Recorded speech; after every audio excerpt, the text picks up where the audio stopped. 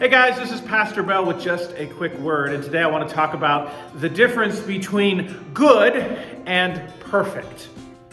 This is a time of year when people are starting to look at their New Year's resolutions for 2022 or just goals they set for themselves for this new year, and maybe realizing they're not where they wanted to be.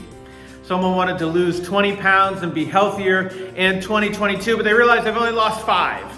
Or they wanted to read 100 books in this year and they realized they've read like 2. Or they wanted to read the whole Bible in the year and they realized they're 10 days behind. And if you look at those plans, you get 10 days behind. That's a lot of biblical reading that you have to catch up on. And they feel terrible, and very often they quit.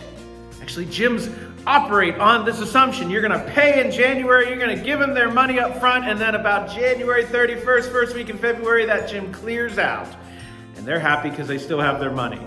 And it's a shame, because what's happening is they're letting perfect be the enemy of good. They're letting everything done correctly be the enemy of doing better. When we know better, we know we're not perfect.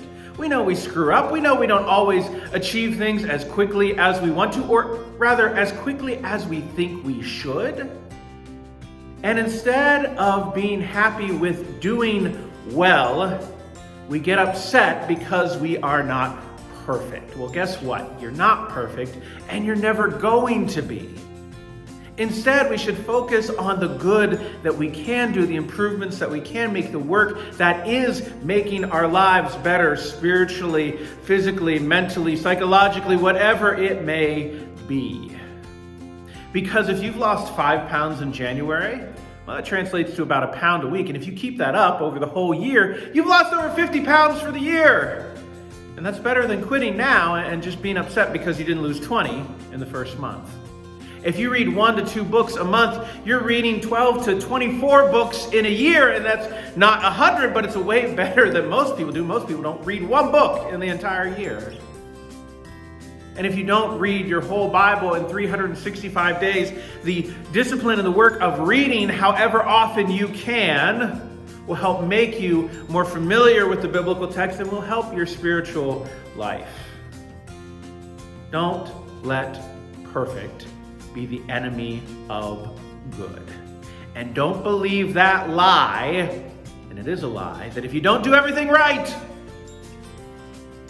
then you've done everything wrong.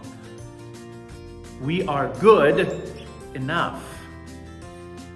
And the work that we can do, the work of being better, that's the call of Christian life. That's sanctification, to use an old church word.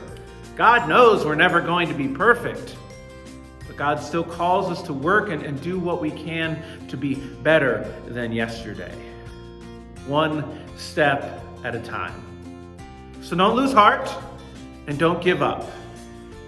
Settle for good, and don't let perfect get in the way.